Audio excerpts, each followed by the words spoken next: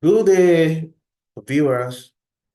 Welcome to Datalytics from theory to practice. And today we'll be looking at beginner's guide to machine learning, step-by-step approach.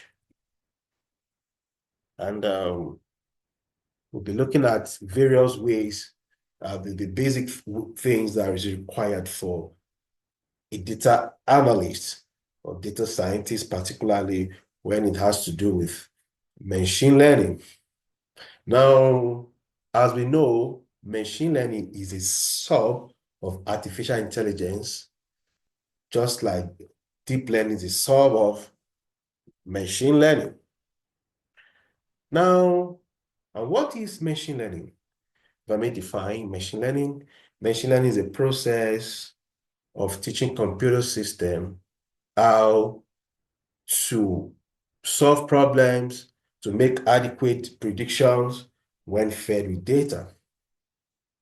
And machine learning is generally split into three different types, or we can say categories. We have the supervised learning, which is based on structured data, and unsupervised learning for unstructured data, and semi-supervised learning. In the case of supervised learning,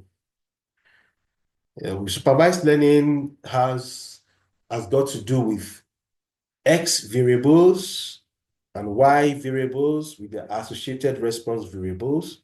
And it usually has to do with predictive modeling.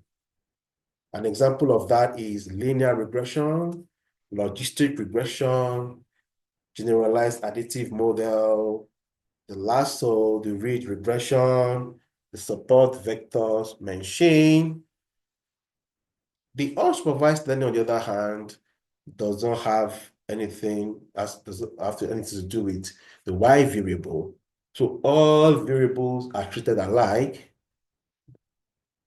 And the unsupervised learning, what it does is basically to learn task algorithm with identifying patterns in data and to spot similarities that split data into categories. An example of that is cluster analysis, K cluster analysis, hierarchical cluster analysis.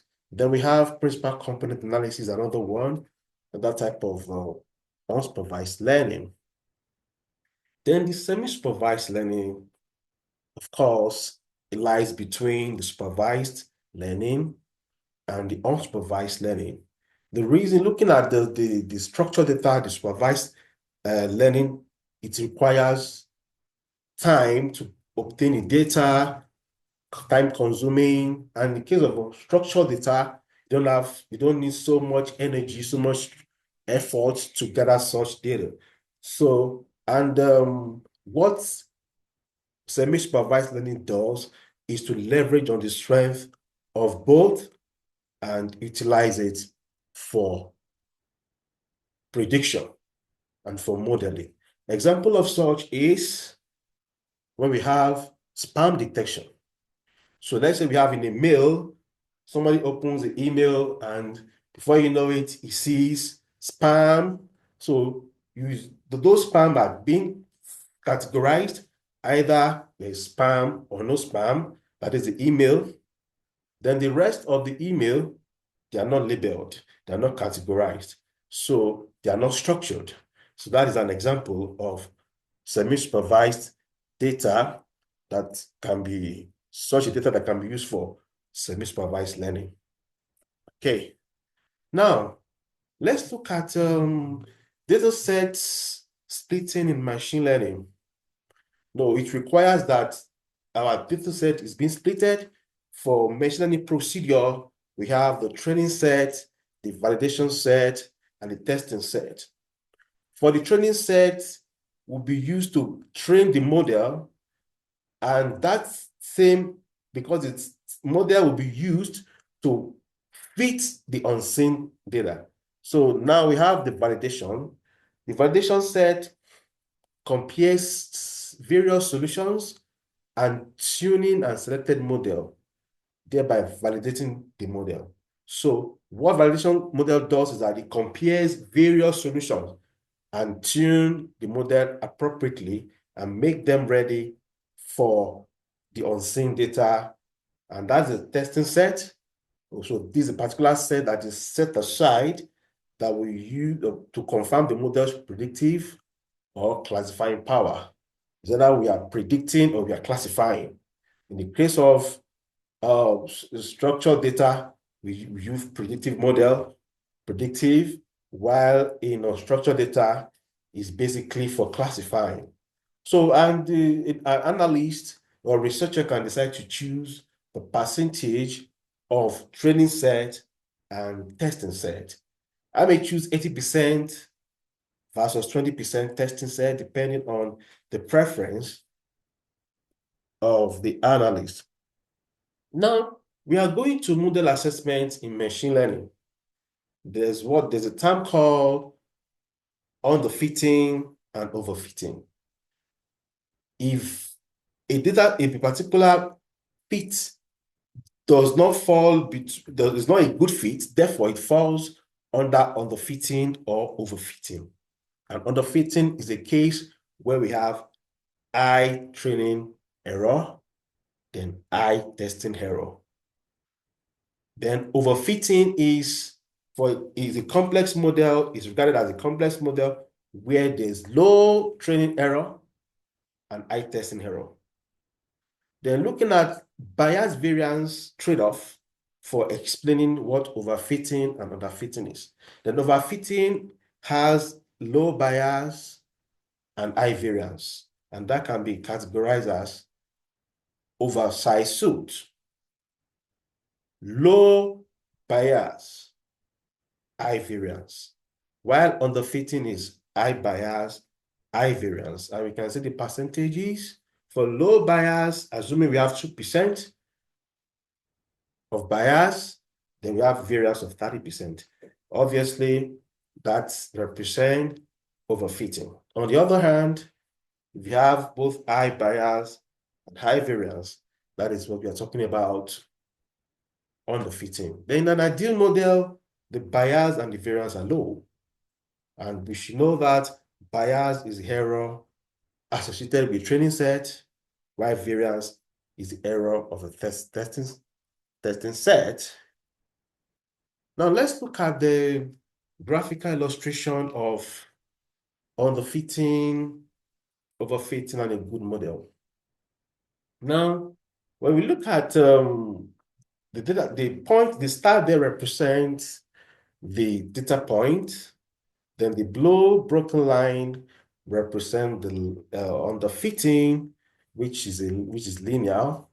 Then the green is good fit. Then the red is overfitting. Now, when we look at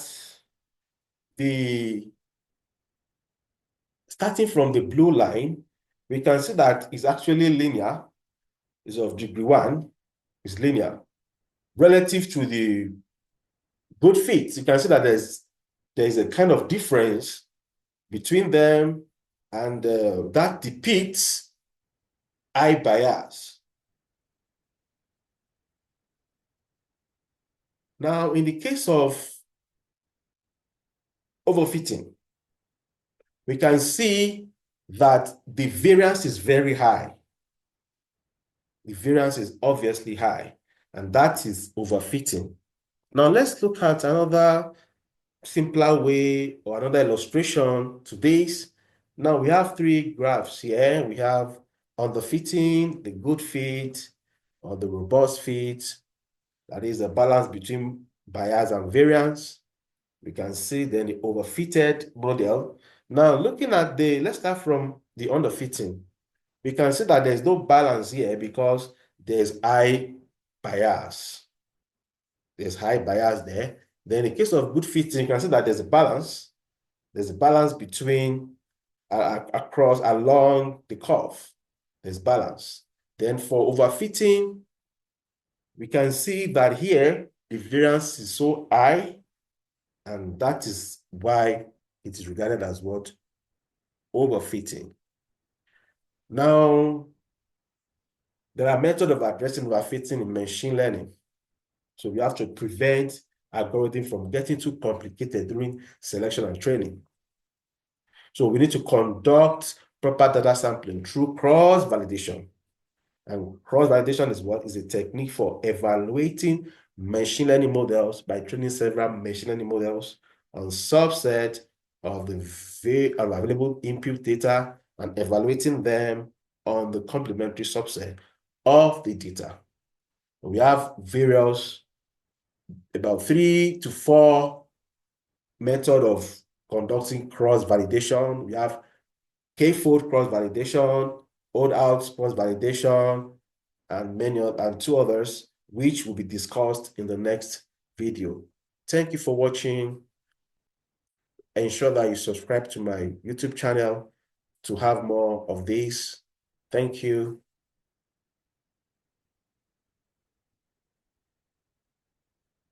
Thank you for watching.